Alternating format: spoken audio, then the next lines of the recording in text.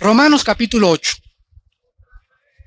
versículos 31 al 39. Romanos capítulo 8, versículos 31 al 39, y acabamos en esta mañana el capítulo 8 de Romanos. ¿Qué pues diremos a esto? Si Dios es por nosotros, ¿quién contra nosotros? El que no escatimó a su propio Hijo, sino que lo entregó por todos nosotros, ¿cómo no nos dará también con él todas las cosas? ¿Quién acusará a los escogidos de Dios? Dios es el que justifica. ¿Quién es el que condenará? Cristo es el que murió, más aún, el que también resucitó, el que además está a la diestra de Dios, el que también intercede por nosotros. ¿Quién nos separará del amor de Cristo? ¿Tribulación? ¿O angustia o persecución? ¿O hambre o desnudez? ¿O peligro o espada? Como está escrito, por causa de ti somos muertos todo el tiempo. Somos contados como ovejas de matadero. Antes, en todas estas cosas, somos más que vencedores por medio de aquel que nos amó. Por lo cual estoy seguro de que ni la muerte, ni la vida, ni ángeles, ni principados, ni potestades, ni lo presente, ni lo porvenir, ni lo alto, ni lo profundo, ni ninguna otra cosa creada nos podrá separar del amor de Dios, que es en Cristo Jesús, Señor nuestro. Después de haber hecho las maravillosas afirmaciones de los versículos 28, 29 y 30, el apóstol Pablo nos comienza a interrogar, y las 5 preguntas que vamos en esta mañana a estudiar, no hay nadie, ninguna criatura, ni en el cielo ni en la tierra, que se atreverían a contestarlas. Las 5 preguntas que hace el Espíritu Santo a través de la boca de Pablo, repito, nadie se atrevería a poder contestarlas. Vamos a ver la primera pregunta en el versículo 31. ¿Qué pues diremos a esto? Si Dios es por nosotros, primera pregunta, ¿quién contra nosotros? Quiero que noten ustedes que si se hubiera preguntado solamente ¿quién contra nosotros?, nos reiríamos y nos moriríamos de carcajadas. ¿Cómo que quién contra nosotros? Tenemos al diablo, tenemos al mundo, tenemos a la carne, tengo a mi suegra, Bueno, sobran personas que estén contra nosotros. Pero quiero que vean que la sentencia no es solamente ¿quién contra nosotros?, sino que le antecede una frase y dice, si Dios por nosotros, ahora sí, ¿quién contra nosotros? No está preguntando que quién está contra nosotros, sino está preguntando realmente quién podrá vencernos. Claro que tenemos muchos enemigos, tenemos familiares, sobran los potestades y los principados que están constantemente atacándonos, pero la Biblia nos muestra claramente que si Dios está de nuestro lado, si realmente Él entregó a su Hijo por nosotros, entonces no hay nadie, ni la carne, ni el diablo, que puedan jamás vencernos. En el versículo 32 dice la segunda pregunta, el que no escatimó ni a su propio Hijo, sino que lo entregó por todos nosotros, ¿cómo no nos dará también con él todas las cosas? Nuevamente, fíjense ustedes que si se hubiera preguntado, ¿no nos dará también Dios todas las cosas? Podíamos dudar y dar una respuesta equivocada, pues necesitamos ciertamente tantas cosas que nos hacen falta. ¿No es verdad?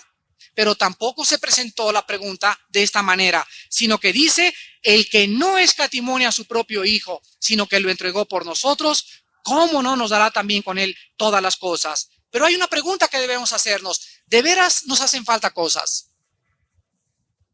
¿De veras necesitamos algo? Y si no las tenemos, ¿será porque Dios no querrá dárnoslas? Para despejar estas dudas, se nos dice en primer lugar que Dios no nos entregó $1,000,000, ni un carro último modelo, ni un apartamento o un condominio en la mejor zona residencial de México.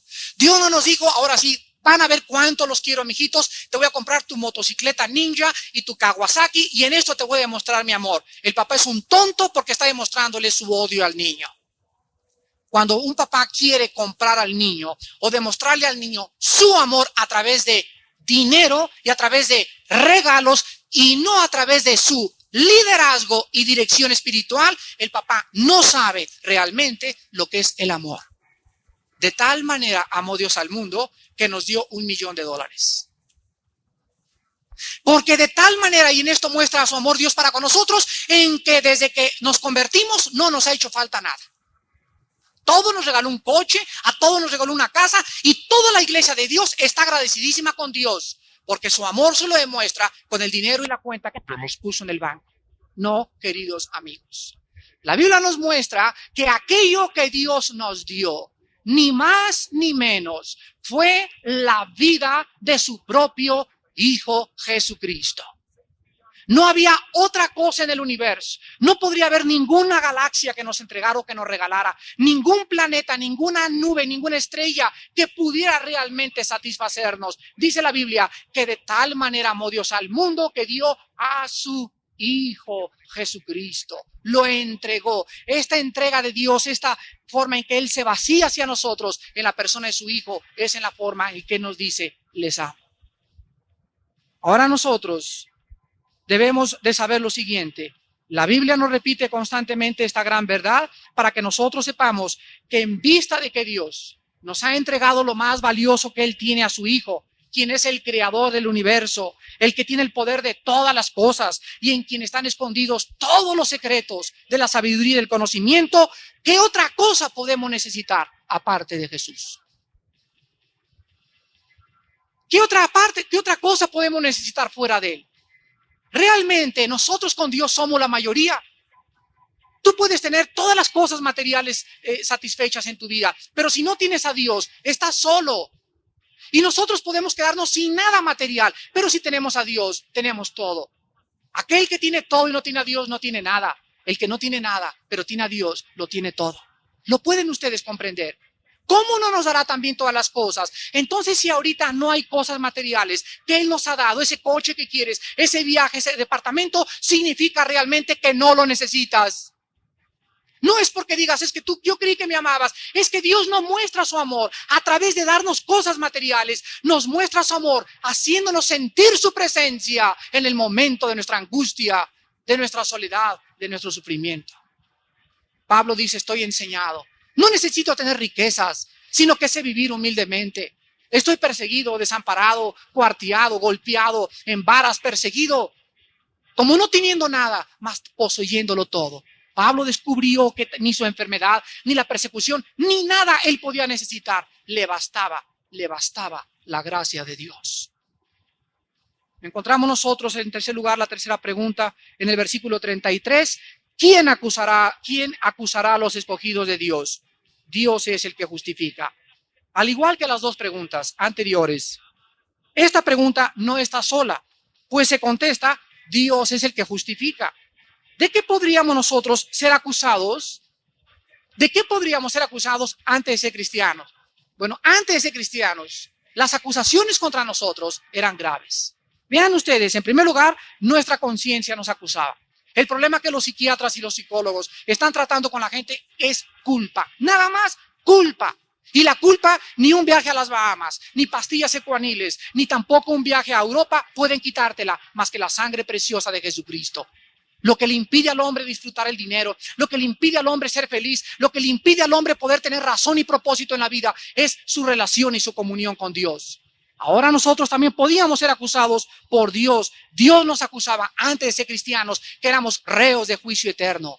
Sí, amigo, sí, amiga. Si tú no tienes a Cristo en esta mañana, Dios te acusa y su ira está sobre de ti y eres reo de juicio eterno. Si tú murieras, la acusación contigo sería, apártense de mí, malditos, al fuego eterno. También podríamos ser acusados por el enemigo de nuestra alma. Dice en Apocalipsis 12 que el diablo día y noche está tratando de acusarnos, pero ahora tenemos a un abogado intercesor. Pero ¿saben una cosa? Ahora que hemos recibido a Cristo, hemos pasado de muerte a vida. En segundo lugar, hemos sido declarados justos delante de Él. Dios dice, eres justo, nadie te puede acusar. Ya aquí están tus cargos que estaban en contra de ti, los rompo. Yo soy el juez, ahora vete a vivir una vida de paz, una vida sin una conciencia que te atormente, una vida donde tú sabes que tus pecados han sido emblanquecidos tal como la propia lana. ¿Cuántos de ustedes eran adúlteros antes de venir a Cristo? ¿Cuántos de nosotros éramos borrachos o en drogas o fornicarios o asesinos o fraudulentos? Ahora hemos sido justificados, hemos sido limpiados, hemos sido emblanquecidos por la sangre del Cordero. Y ahora dicen Hebreos que hemos sido limpiados de la conciencia del pecado.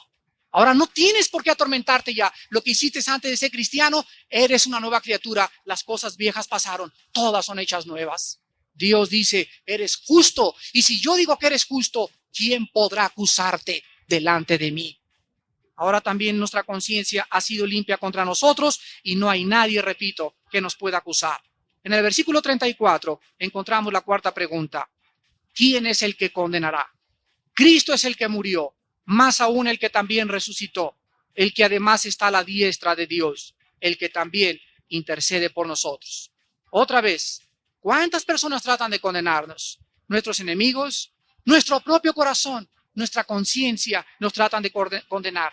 Recordemos que cuando nos asalten dudas y cuando el diablo te diga, joven que me escuchas, tú eres un hipócrita. Tú ni siquiera deberías regresar el domingo a la iglesia. Repréndole en el nombre del Señor y dile, Padre Santo, confieso mi pecado delante de ti. He abusado con mi novia, la he manoseado, he hecho esto, he hecho aquello, lávame con tu sangre y preséntate delante de él como una persona que no hay nadie que te pueda acusar. Dile al diablo, cállate, eres un mentiroso porque Cristo ya me perdonó. ¿Cuántos de ustedes, por la tormenta de su conciencia y por la acusación que la conciencia les hace, dejan de venir a la iglesia o dejan de ir a los estudios porque dicen, no sirvo para cristiano, he pecado? La Biblia nos enseña que si confesamos nuestros pecados, Él es fiel y justo para perdonarnos y limpiarnos de toda maldad. Entonces tenemos que tener la certeza que cuando vengan dudas a nuestra mente, sepamos, ya hay alguien que murió, ya hay alguien que pagó, y en base a su muerte y a su sangre y a su sacrificio, Dios me declara justo delante de Él, sin mancha y como si nunca jamás hubiera pecado. Esta es la gracia derramada de un Dios sobre criaturas pecadoras. ¿Quién nos separará del amor de Cristo? Versículo 35. Y ahora comienzan a citarse algunas circunstancias adversas que pudiéramos pensar nos separarían de Dios. ¿Podrá la tribulación separarnos de Cristo? La angustia, la persecución, el hambre, la desnudez, el peligro o la espada. Quiero que veamos que primero Dios nos dice, nadie te va a condenar, nadie te va a justificar, nadie te puede condenar. Ahora, esto es en cuestión a mi relación. Pero el cristiano voltea y ve al mundo y le dice, Señor, pero en el mundo va a haber espada, a lo mejor me voy a quedar sin ropa, a lo mejor me van a perseguir y estas cosas no me harán alejar de ti. Y Dios nos contesta en su palabra y vamos a estudiar una por una que ningún desastre en el mundo o cualquier cosa que enfrentemos jamás nos podrá separar del amor de Cristo si es que realmente somos hijos de Dios. Veamos en primer lugar la tribulación. Aquí se usó la palabra tilipsis, T-H-L-I-P-S-I-S, tilipsis en el griego. Esta palabra tribulación significa sentirse apretado, así es como cuando vas en el metro. Es una palabra que significa presión u opresión. Si ustedes ven la vida de Jesús, siempre estuvo bajo ¿qué? Presión. Donde quiera que iba, lo presionaba la gente.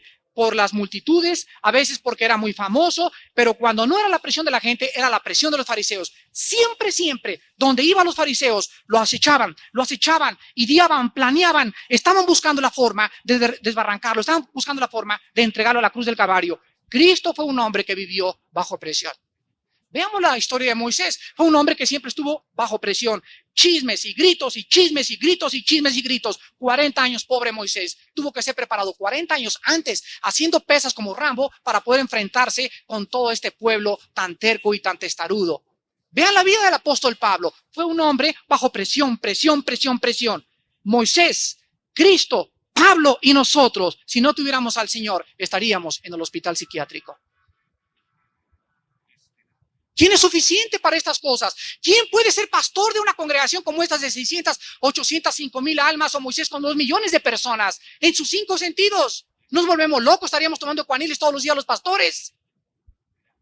Pero la Biblia nos muestra claramente que ninguna presión nos puede separar del amor de Dios. Todos los santos que han existido han sido perseguidos y han sido puestos bajo presión. Pero la Biblia dice, nadie, ninguna presión que sientas te puede separar de mi amor. El día que yo me sienta desfallecer y que yo como líder diga, ya me cansó la iglesia, ya me cansó aquello, mi desesperación tiene una raíz. mi falta de comunión con Dios. La Biblia dice, echando nuestra ansiedad sobre Él, porque Él tiene cuidado de nosotros. En segundo lugar se presenta la angustia. Aquí tenemos la palabra griega, stenochoria, ST al principio. Y la angustia, la definición griega de esta palabra es intranquilidad interior profunda. Creo que la angustia es una sensación de lo más horrible que cualquier ser humano pueda experimentar. Ustedes saben a qué se refiere. Ese sentimiento dentro de ti que a veces ya no puedes ni respirar, a veces pides tu pastilla de nitroglicerina, sientes que el corazón se te sale, sientes una cosa aquí dentro que te angustia. Esa intranquilidad que no te deja vivir en paz contigo mismo, que te vuelves irascible, que te vuelves iracundo, que te vuelves enojón o enojona, que te quita la paz en tu familia, que te quita la paz con tus amigos. ¿Esta angustia nos podrá separar del amor de Dios? Bueno, ciertamente el cristiano puede ser presa de esta angustia. Sí, sí podemos, porque el cristiano no es un querubín. Muchas veces han venido estas sensaciones a mi propia vida, donde me siento incapaz de resolver el problema, donde me siento inútil, donde digo con un hijo, con una hija, llega un momento, Señor, que no sé qué hacer, ya no puedo golpearlo, no puedo arrastrarla, no puedo hacer esto, no puedo hacer aquello. Se siente uno que llegó uno al límite de sus fuerzas. Ahí es el momento de irnos a la recámara a orar. Y esa intranquilidad, esa cosa que dentro comenzamos a sentir que se vuelve a convertir, hace un infierno en nuestra vida, tenemos que sacarla y tenemos que ponerla en la cruz y decirle, Señor, aquí está mi hijo, aquí está mi esposa, aquí está mi trabajo, aquí está este problema. Yo no puedo hacer con él nada. Lo entrego en tus manos y la paz de Dios, que sobrepasa todo entendimiento, guardará nuestros pensamientos y nuestro corazón en Cristo Jesús. Esta es la promesa de Filipenses 4, del 6 al 7. Por nada estéis angustiados. La angustia no nos podrá separar del amor de Dios porque tenemos la respuesta para la salida. Si tienes angustia en esta mañana en tu vida y tienes esa sensación de que y miré y no miré y arranca y no arranca y que es porque, dice el canto que cantamos hace un momento, cuéntaselo a Dios en oración. Tenemos en tercer lugar la persecución. Aquí se usó la palabra griega diogmos, con D de Daniel, y significa hacer correr o perseguir. Uno de los proverbios dice, huye el impío sin que nadie lo persiga, mas el justo está confiado como un león. Vean ustedes aquí en este versículo, huye el impío sin que nadie lo persiga, mas el justo está tranquilo y confiado como un león. Vean ustedes la neurosis del mundo y la paz del cristiano. ¿Ven la diferencia? El que no es cristiano está bajo una neurosis constante. Huye el impío sin que nadie lo persiga. Los psicólogos podrían darnos mucha información acerca de esto. Oiga, tranquilo, llega a tu consultorio. ¿Qué le pasa? ¿Qué le pasa? ¿Qué le pasa, señor? Pues no sé. Huyen sin que nadie los persiga. Van en el periférico y le meten. Y de repente los paras y se le pareció un ángel. Oiga, señor, bájese. ¿Cuál es su prisa? No, es que así soy acelerado. Así soy acelerada. ¿Se dan cuenta? La persona que no tiene a Jesús o los cristianos que no viven en comunión con Dios se aceleran. Una vez recuerdo que un predicador, porque muchos por naturaleza somos acelerados. Yo por naturaleza soy colérico, mi temperamento es colérico, soy muy agresivo, en fin, tengo unos defectos grandísimos. Pero me acuerdo de un mensaje que oí hace algunos años que decía un predicador, ¿ustedes pueden imaginarse a Cristo así? Vámonos, vámonos, apúrate, Pedro, ándale, Pedro. Se nos hace tarde, mi ropa, corra. Y uno se puso a pensar, yo no podría imaginarme a Cristo con prisa. ¿O sí? ¿Podrían imaginar ustedes a Cristo o a los apóstoles así? No, porque esta manifestación, este aceleramiento, esta neurosis es falta de confianza en Dios. Cristo nunca tuvo prisa. ¿Cómo me costó a mí aprender esto? Me acuerdo cuando venía de Cuernavaca a los estudios todavía hace como 2 años y venía el tráfico y hasta por las banquetas me quería subir para llegar aquí a rápido. Me acuerdo que uno de mis hijos me dijo, papá, qué prisa ¿Qué no sabes que el tráfico está en manos de Dios y que Él quiere que llegues tarde? O si es una circunstancia que está en contra de tu propio plan, entonces reconoce a Dios en todos tus caminos y Él enderezará tus veredas. Tranquilo, me dijo mi hijo. Tranquilo, papá. Si llegamos 2 horas tarde, Dios no quería que predicaras, pero no te mates por llegar a tiempo. Tranquilos. Tranquilo.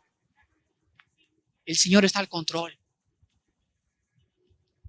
Esta persecución que desate el mundo contra nosotros no nos podrá separar del amor de Dios. Vean el Salmo 37 y veamos algunos principios acerca de esta persecución, de esta neurosis que nos puede asaltar y agarrarnos desprevenidos. Dice el Salmo 37, versículo del 12 al 15. Maquina el impío contra el justo y cruje contra él sus dientes. El Señor se reirá de él porque ve que viene su día. Los impíos desenvainan espada y entesan su arco para derribar al pobre y al menesteroso, para matar a los de recto proceder. Su espada entrará en su mismo corazón y su arco será quebrado. En esta promesa que encontramos en este salmo, nos muestra que la gente que no es cristiana, la palabra maquinar en el versículo 12 significa desarrollar estrategias o métodos de la mente. Los impíos y los malos planean, hacen y se juntan y hacen juntas o en su mente maquinan hacernos el mal. Pero todos los pensamientos, tanto de las hormigas como de los armadillos y de los tlacuaches, Dios los conoce. ¿Cuánto más no conocerá los pensamientos de nuestros enemigos? Entonces dice la Biblia que cuando los caminos del hombre les son agradables a Dios, Dios hace a los enemigos del hombre estar en paz con él. Dios es nuestro escudo, nuestra roca fuerte, nuestro castillo. No nos venguemos nosotros de nuestros enemigos. A nadie le paguemos mal por mal. La persecución más cruel que pudiera el mundo desatar contra nosotros está permitida porque hay un Dios en el cielo que lo está permitiendo. Él es el que pelea por nosotros. Nunca la persecución nos podrá separar del amor de Dios. Encontramos también en los Hechos, capítulo 23, otro ejemplo de esta persecución. Y aquí encontramos al apóstol Pablo diciéndonos lo siguiente. Hechos capítulo 23, del 10 al 11. Y habiendo grande disensión, el tribuno, teniendo temor de que Pablo fuese despedazado por ellos, mandó que bajasen soldados y le arrebatasen de en medio de ellos y le llevasen a la fortaleza. A la noche siguiente se le presentó el Señor y le dijo: ten ánimo, Pablo, pues como has testificado de mí en Jerusalén, así es necesario que testifiques también en Roma. El apóstol Pablo llegaron momentos en su vida donde se encontraba como en esta ocasión, donde literalmente, si los soldados no hubieran llegado con sus escudos y con sus lanzas a quitarles a este hombre de Dios en medio de la gente lo hubiera linchado materialmente. Dios envía a los soldados romanos, lo cuidan y el pobre Pablo llega temblando, así los soldados lo agarran y lo avientan, y en ese momento el alma de ese pobre hombre, de ese gigante de Dios, necesitaba una palabra de aliento. Pablo no tenía el Nuevo Testamento completo. Pablo no podía en la cárcel tener una biblita de bolsillo y sacarle en el reclusorio oriente y comenzar a leer palabras de consolación y de esperanza. La Biblia no había sido completada, y entonces oyó una voz que le dijo: ten ánimo, Pablo. Necesito que sigas testificando. Nadie te podrá hacer daño. Dios nos cuida de la persecución. Su amor es más grande que el daño que nos quieran hacer. Encontramos en quinto lugar la desnudez. Dice Romanos, desnudez. Vean ustedes en 1 Corintios 4. Otra vez lo que el apóstol Pablo le escribe a esta iglesia. 1 Corintios 4, del 11 al 14. Hasta esta hora, dice Pablo, hasta esta hora estamos comiendo cabrito al horno, patitas de puerco a la vinagreta, caviar y champán. ¿Eso dice? No. Dice, hasta esta hora padecemos hambre. ¿Tenemos mirinda? No, no dice. Dice, tenemos sed. Estamos desnudos. Somos abofeteados y no tenemos morada fija ni condominio. Nos fatigamos trabajando con nuestras propias manos. Nos maldicen y bendecimos. Padecemos persecución y la soportamos.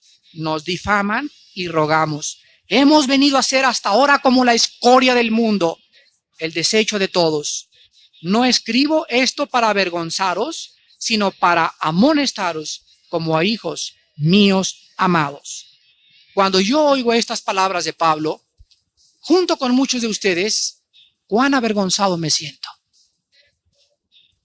Cuán avergonzado me siento, porque dice la Biblia que la desnudez no nos podrá separar del amor de Dios, pero no hay cristiano en esta iglesia, podría asegurarlo, que haya sufrido. Nos pueden romper un traje y ahí tengo en la casa 2 más. Nos pueden quitar los zapatos y tenemos 2 más. Pues aquí está un hombre, dice la Biblia, que no tenía cuando le rompían su túnica una más para poder ponerse. Estaba semidesnudo por causa del testimonio de Cristo. ¿Y tú por qué estás sufriendo ahora persecución? Muchos de ustedes ni persecución tienen. El otro día me habló una señora a mi casa. Ay, hermano, me invitaron a una boda y no sé si es la madrina del Lazo o la madrina de Ramos, porque me voy a quedar con la familia y me van a ver muy feo. Y le dije, lea 1 Corintios 4 del 11 al 15 para que sepa lo que es mirarla feo. Ya quisiera usted ir a la boda y que la rompieran todo su vestido de la Richelieu que lleva y sus joyas y sus aretes y todo, y que la dejaran ahí encuerada en la calle fuera de la iglesia. Entonces hábleme por teléfono. ¿Cómo es posible que tengamos miedo de la gente? Cuando la Biblia nos muestra también en Hebreos 11, fueron aserrados, anduvieron con pieles de ovejas tapados, y todo porque decían que creían en Dios. Nuestros hermanos cristianos en el Coliseo fueron echados a los leones, fueron quemados en piras, les fueron arrancadas las uñas, les arrancaron el pelo y la carne por causa de Cristo. ¿Y nosotros por qué estamos sufriendo? Por tus cuñados y por tus familiares. Dios no nos ha dado ese espíritu de cobardía. No se avergüencen de sufrir por Cristo. Esa persecución no nos puede separar, ni la misma ropa que nos quitaran del amor de Dios. Encontramos en sexto lugar el peligro. Vayamos a 2 Corintios 11 y encontramos también que el apóstol Pablo no tenía la familia en contra de él, ni los amigos de la secundaria, ni los amigos de la copa. Dice en 2 Corintios 11, del 24 al 28, de los judíos, hermanitos del siglo XX, de los judíos, 5 veces he recibido 40 azotes menos 1. Ustedes saben que la ley judía prohibía que se pasaran de los azotes, y por si aquello de las moscas, no les daban los 40. Por eso es 40 menos 1, o sea, 39. No querían que se les pasara para no violar la ley. 3 veces he sido azotado con varas, 1 vez apedreado. 3 veces he padecido naufragio. 1 noche y 1 día he estado como náufrago en alta mar, en caminos muchas veces, en peligros de ríos, peligros de ladrones, peligros de los de mi nación, peligros de los gentiles, peligros en la ciudad, peligros en el desierto, peligros en el mar, peligros entre falsos hermanos, en trabajo y en fatiga, en muchos desvelos, en hambre y en sed, en muchos ayunos, en frío y en desnudez.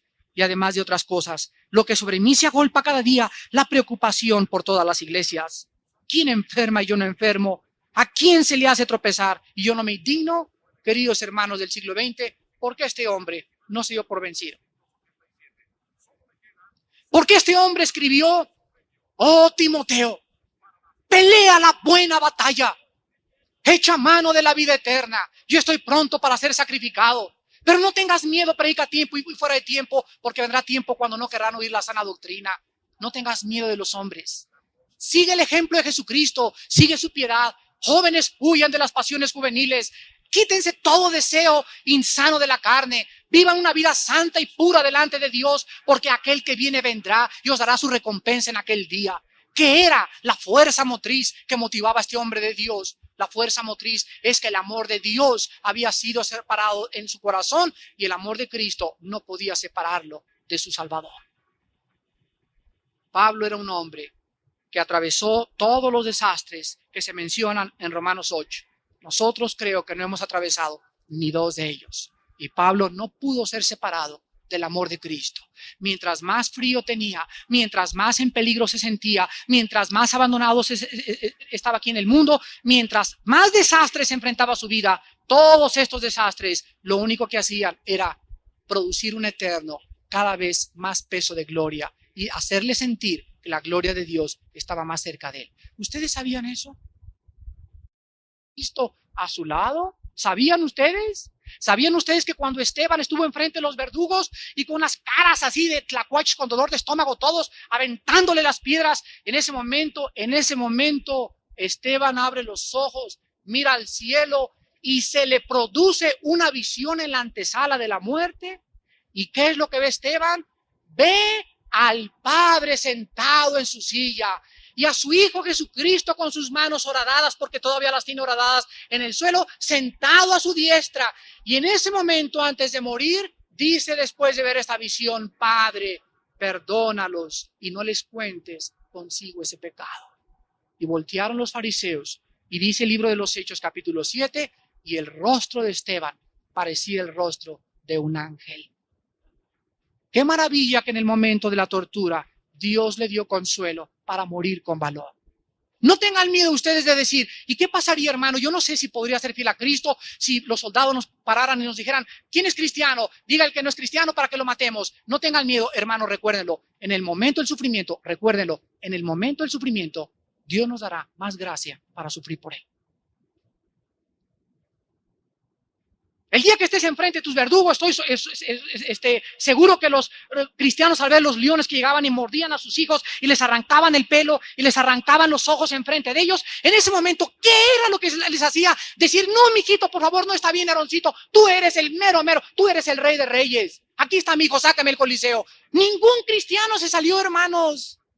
No, ni Tácito, ni Plinio, ni Josefo, los historiadores romanos, no hay ningún libro que narre que un cristiano se haya echado para atrás, como dicen en Jalisco, que se haya rajado. Ninguno. Es más, cantaban himnos a Dios. ¿Qué era lo que les motivaba a decir: no me importa? Estoy seguro que en ese momento, así como Esteban, Dios en ese momento en el Coliseo, como decía mi hijo en la mañana del devocional, les abrió los ojos de la fe y se vieron los carros de fuego y los ángeles y el mundo que les estaba esperando, y en ese momento ni siquiera vieron a los leones. Llegó el león y ¡prum!, que le arranca el brazo y le arranca el otro. En 5 segundos estaba totalmente inconsciente por el dolor, y en 10 segundos estaba en la presencia de aquel que dijo: yo soy la resurrección y la vida.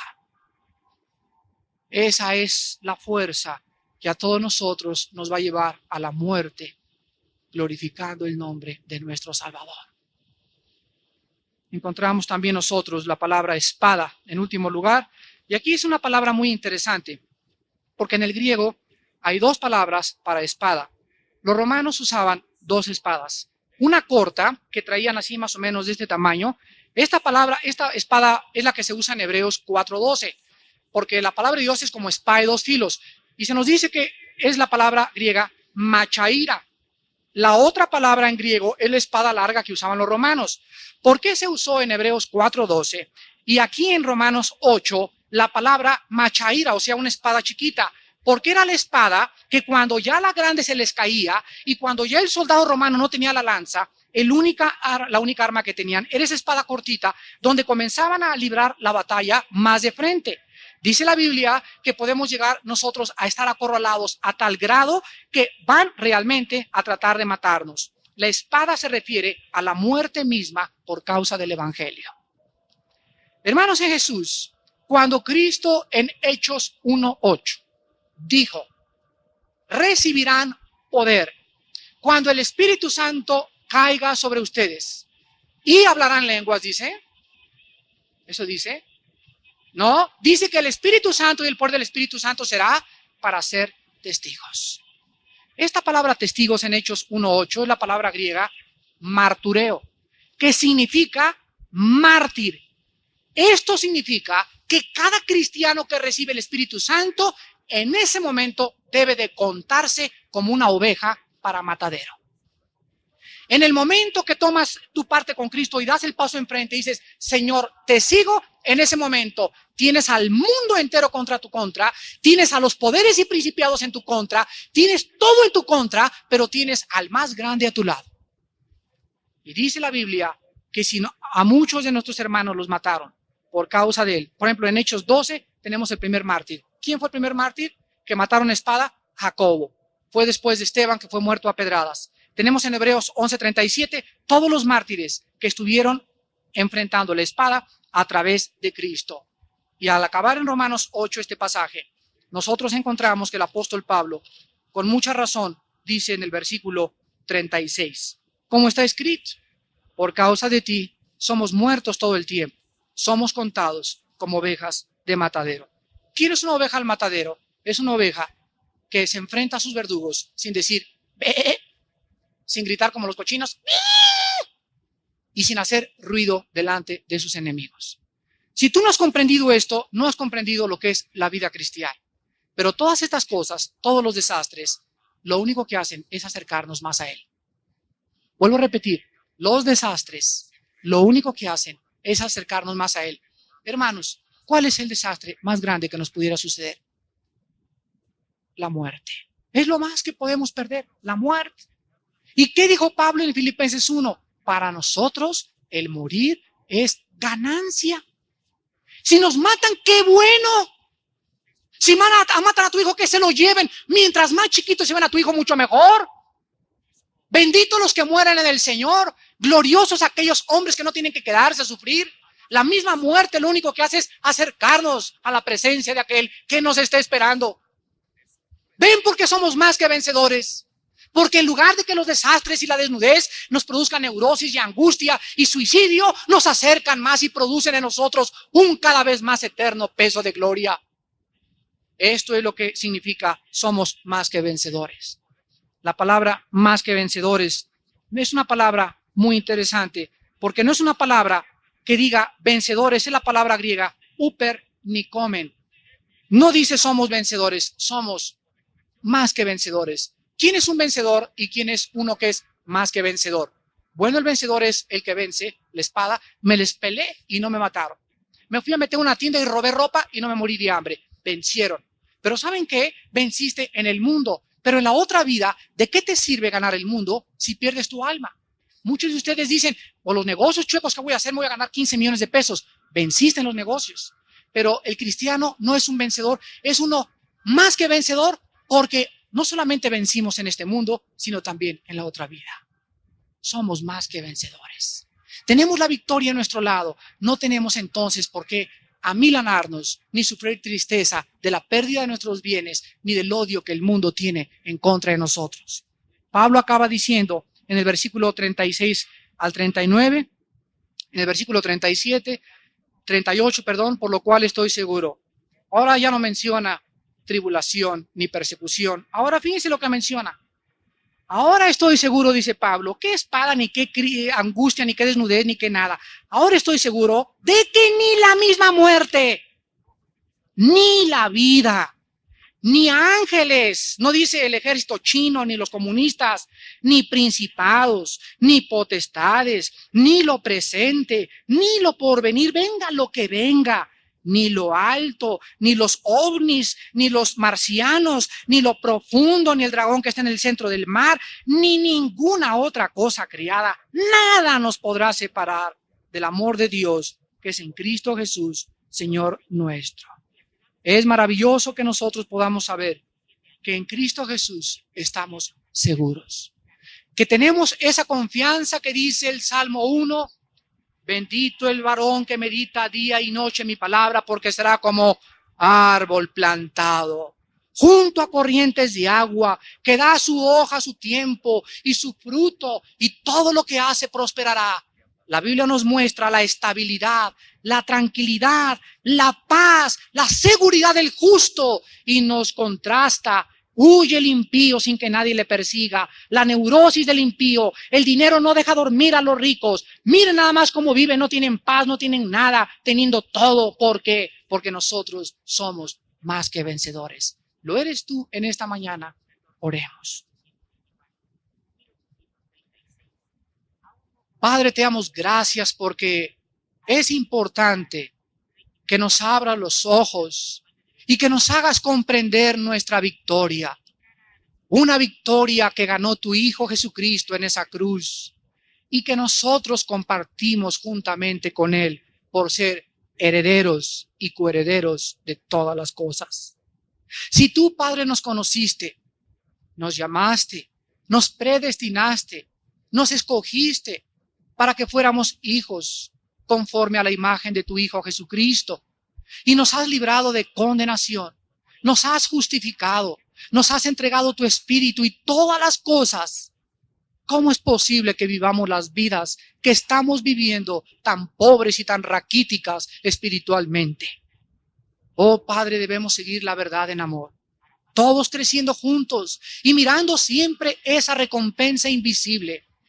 Ábrenos nuestros ojos como se los abriste a Eliseo y permítenos ver con los ojos de la fe que estamos rodeados de tesoros, que estamos rodeados de protección, que nada ni nada nos podrá faltar en este mundo. Joven fui y envejecido, escribía David, y no he visto justo desamparado ni su descendencia que mendigue el pan. Esfuércense, sean valientes, echen mano de la vida eterna, no tengan miedo porque yo estoy con ustedes todos los días hasta el fin de los siglos. Ya resucité, ahora me he hecho un manifiesto en sus vidas. Tú sabes, dice el Señor, que soy real en tu vida. ¿Por qué entonces tienes prisa? ¿Por qué estás angustiado? ¿Por qué esa intranquilidad? ¿Por qué esa ansiedad en tu corazón? Derramen su ansiedad sobre Él. Él tiene cuidado de nosotros. En el día que temas, en Él confía. Todo aquel que habita bajo el abrigo del Altísimo morará bajo la sombra del Omnipotente. Tu vara y tu cayado nos infundirán aliento. El bien y la misericordia nos seguirán todos los días de nuestra vida. Y en tu casa, no solamente en este mundo tendremos bienes, sino en tu casa moraremos, también en la otra vida, por toda la eternidad. Gracias, Padre, porque somos más que vencedores. Amigos que nos visitan, ¿cuántos de ustedes no tienen todavía estas promesas, estas seguridades, este aliento que solo Jesucristo puede darte? Mira tu vida alrededor, no tienes propósito ni significado. Me puedes decir que tienes una religión, pero no tienes paz en tu corazón. Me puedes decir que tienes mucho dinero, pero tu propio dinero no te deja dormir. Solo Cristo puede darte su mano para que disfrutes lo que tú tienes. ¿No quisieras en este momento arrepentirte de tus pecados? Muchos de ustedes en este momento confróntense con la verdad. Jesucristo es la verdad y vengan a la cruz del Calvario por primera vez. ¿Qué necesito hacer? Me podrás decir, para experimentar esta promesa, esta seguridad y tener este aliento que mi alma necesita. La Biblia dice que te arrepientas de tus pecados. Arrepiéntanse. Arrepiéntete en este momento. Arrepiéntete de tu orgullo, de tus robos, de tus fraudes, de tu fornicación, de tus adulterios, de tu soberbia, de la vida que llevas. Arrepiéntete por primera vez. Dile al Padre, sí, Padre, soy pecador. Necesito tu paz y tu perdón. Mi propio pecado me está destruyendo y produciendo esta neurosis que me va a llevar algún día a suicidarme. Ven a Cristo en este momento, arrepintiéndote de tus pecados. En segundo lugar, tienes que creer con todo tu corazón que Él murió por ti y por mí. Que al extender sus manos, Él llevaba tu culpa, tu infierno y tu condenación eterna. Llevaba mi pecado y mi infierno. Ahora Dios te dice en esta mañana, porque Él murió, yo te puedo perdonar. Porque Él sufrió, yo te puedo dar la justicia. Y nadie más volverá ni a condenarte, ni a poder acusarte. Porque yo soy el que te digo en esta mañana, te doy mi perdón en base a la muerte de mi Hijo Jesucristo. A los 3 días Cristo resucitó de los muertos, conforme a las Escrituras, y tú tienes que creer que Él vive, que Él está presente en este momento y que Él puede entrar en la persona del Espíritu Santo, bautizarte con su Espíritu en este momento y hacerte parte del cuerpo de Cristo. Las personas que en este momento quisieran invitar a Cristo a sus vidas, los que se hayan arrepentido y hayan creído en Él como el Salvador, les pido que repitan esta oración. Padre Santo, te pido perdón por mis pecados. Mi vida no puede seguir de esta manera. Ya no puedo conmigo misma, ya no puedo conmigo mismo. Tengo angustia, intranquilidad, desasosiego, incertidumbre por el futuro. Tengo miedo muchas veces de seguir viviendo. Mas en esta mañana he escuchado que tu Hijo Jesucristo, que entregaste por mis pecados, vive. Y que Él podría entrar a mi corazón y darme otro rumbo, cambiar el timón de mi barco y hacerme sentir esa luz, esa esperanza de la cual mi vida carece. Señor Jesucristo, creo con todo mi corazón en ti, que tú pagaste en mi lugar, y te pido en este instante que entres a mi corazón como mi Señor y mi Salvador. Y te pido que de aquí en adelante pueda tener el valor no solamente de hablar de ti, sino de llegar a la muerte y morir por ti. Ahora vivo para ti y moriré algún día por tu causa también. Por tu nombre te doy las gracias. Amén.